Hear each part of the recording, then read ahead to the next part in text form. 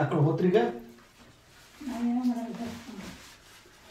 ಒಂದು ಜರನೂ ಸೌಂಡ್ ಬರ್ಬಾರ್ದ ನಿಮ್ಮದು ಹೊತ್ತ ಬಾಯಿ ಮೇಲೆ ಬಿಡ್ತಾವ ನೋಡಿ ಏಟ್ರ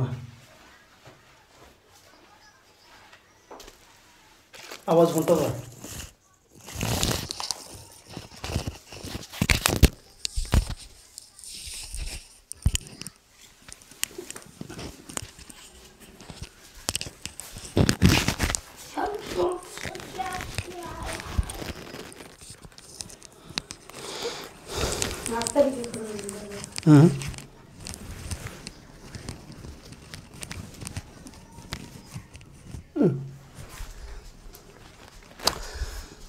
सर्व आदरणीय विद्यार्थी मित्रांना नमस्कार. मी आपला धनायत सर, अक्कलकोट. पेपर क्रमांक 1 मधील जो 8वा युनिट आहे ICT, या युनिटातील एक कन्सेप्ट आहे. त्या कन्सेप्टचं नाव आहे ईमेल, इलेक्ट्रॉनिक मेल.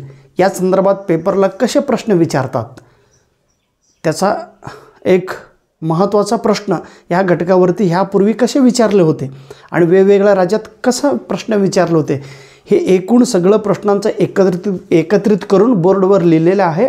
ईमेल म्हटल्यानंतर हे सगळं पॉईंट्स तुमच्या डोक्यात पाहिजे. जर ईमेलवरनं प्रश्न आलं तर एवढं बोर्डवर लिहिलेलं पॉईंट्सवरनंच प्रश्न येणार नाही तर येणार नाही. तर ईमेलचा फुल फॉर्म आहे इलेक्ट्रॉनिक मेल. ईमेल आपण पत्र म्हणतो. पूर्वी आपण पत्राद्वारे माहिती पाठवत होतो आणि माहिती स्वीकारत होतो. आता कॉम्प्युटरच्या सहाय्याने, मोबाईलच्या सहाय्याने, इंटरनेटद्वारे आपण एका ठिकाणावरून दुसऱ्या ठिकाणी माहिती, चित्र, व्हिडिओज, ऑडिओ हे सगळं पाठवत होतो. आता आपण पाठवतो, ओके, अटॅच करून. तर ईमेल म्हणजे इलेक्ट्रॉनिक मेल. त्याचा फुल फॉर्म हा नेट एक्झाममध्ये विचारलेले प्रश्न, कर्नाटक सेट एक्झाममध्ये विचारलेले प्रश्न.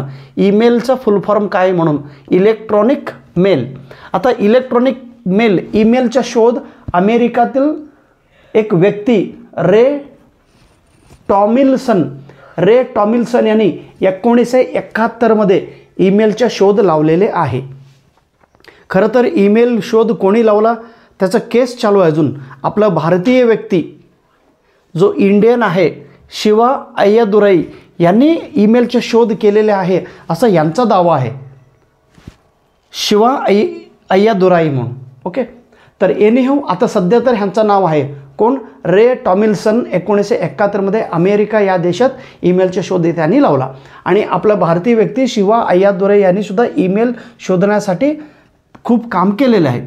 आता काय नेमकं ईमेल ह्याचा अर्थ exchange of message through electronic device by using internet is called email. इलेक्ट्रॉनिकच्या माध्यमातून इंटरनेटद्वारे माहितींचा देवाणघेवाण करून घेण्याच्या माध्यमाला आपण ईमेल असे म्हणतो. ईमेलमध्ये एकूण 2 भाग आहे, 2 पार्ट्स आहे. एक भागाला आपण हे नेट एक्झाममध्ये विचारलेले होते बघा, ईमेलमध्ये किती पार्ट्स आहे म्हणून. 2 पार्ट्स आहे. एक आहे हेडर, दुसरा आहे बॉडी. पुन्हा नेट एक्झाममध्ये हे प्रश्न विचारले तर हेडर हा स्ट्रक्चर्ड असतो, बॉडी हा अनस्ट्रक्चर्ड असतो.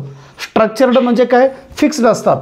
From, to, subject, date, timing हे सगळे फिक्स्ड असतात. कशा ह्याच्यामध्ये, हेडरमध्ये. फ्रॉम कोण पाठवत आहे, टू कोणाला पाठवत आहे, कोणत्या दिवशी, त्याचा डेट काय आहे, डे अँड डेट, आणि सब्जेक्ट. त्याच्यानंतर CC हे नेट एक्झामला विचारलेले प्रश्न आणि तमिळनाडू सेट एक्झाममध्ये विचारलेले प्रश्न आहेत बघा.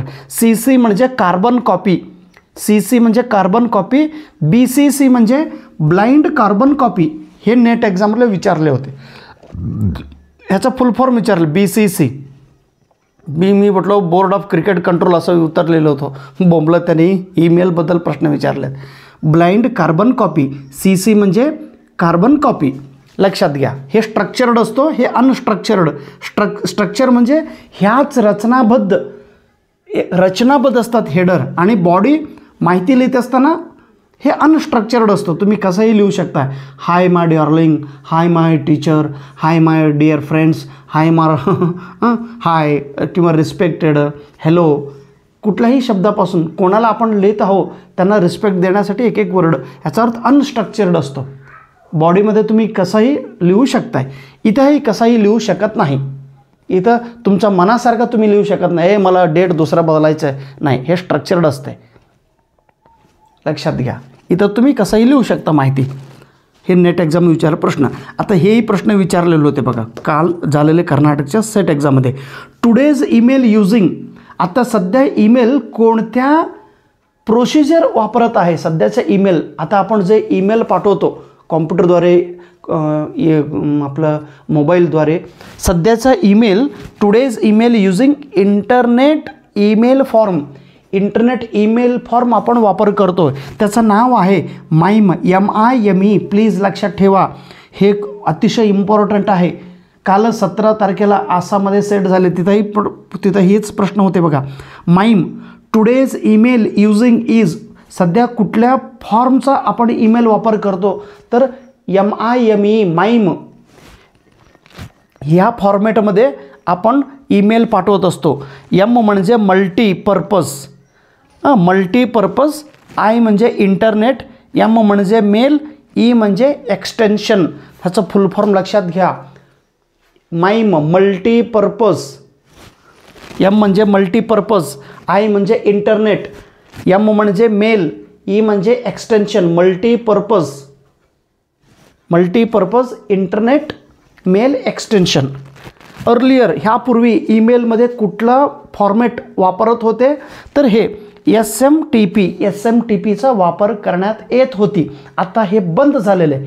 SMTP आपण वापरत नाही, MIME वापरतो. SMTPचा अर्थ काय होतो. M म्हणजे सिम्पल, M म्हणजे मेल, T म्हणजे ट्रान्सफर, P म्हणजे प्रोटोकॉल. ह्याचा फुल फॉर्म लक्षात ठेवा. Simple mail transfer protocol.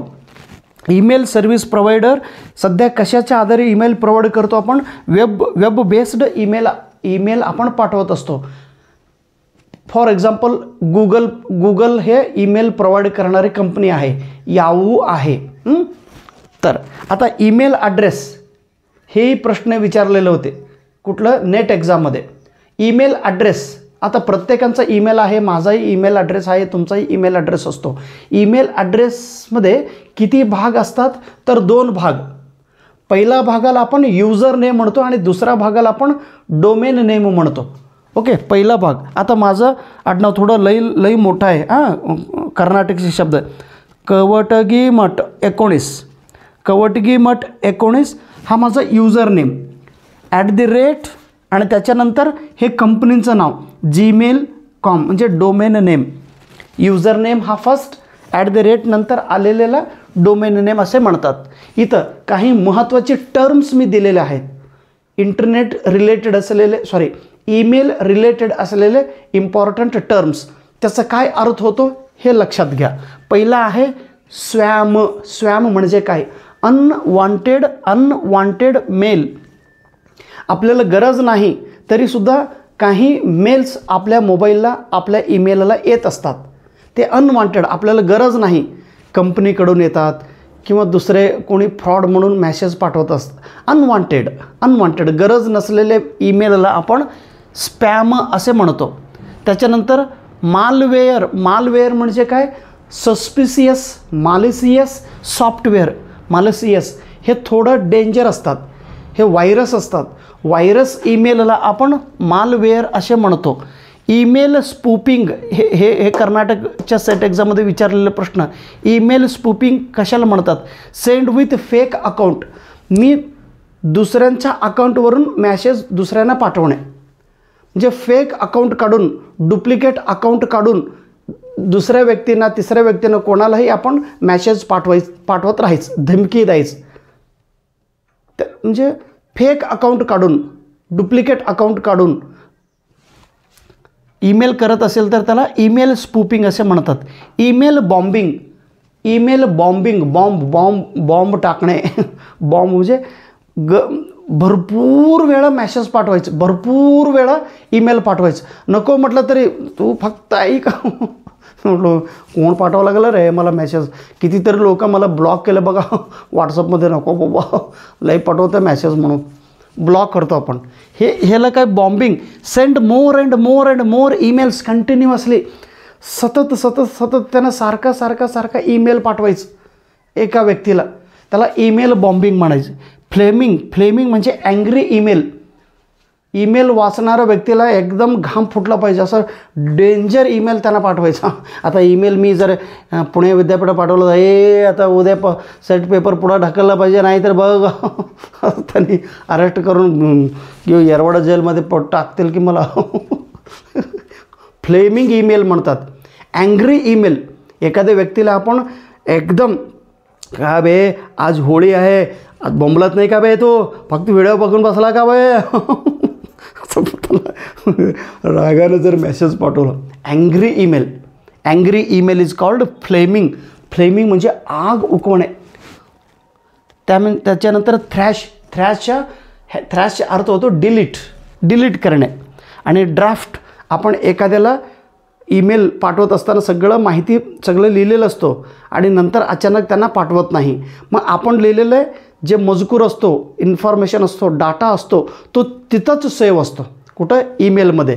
त्यांना आपण पाठवलेलं नसतो, परंतु आपल्याच ईमेलमध्ये ते स्टोअर असतात. त्याला ड्राफ्ट म्हणतात. Unfinished email. कृपया बोर्डवर लिहिलेला प्रत्येक शब्द महत्त्वाचा आहे. व्यवस्थितरित्या आपण हे सगळं ऐकावं आणि नोटबुकमध्ये लिहून काढा. ईमेलवरती जर प्रश्न आला तर एवढ्याच कन्सेप्टवरून प्रश्न येतील. ओके, समजलं तर ठीक, नाही समजलं तर राहू द्या. नमस्कार.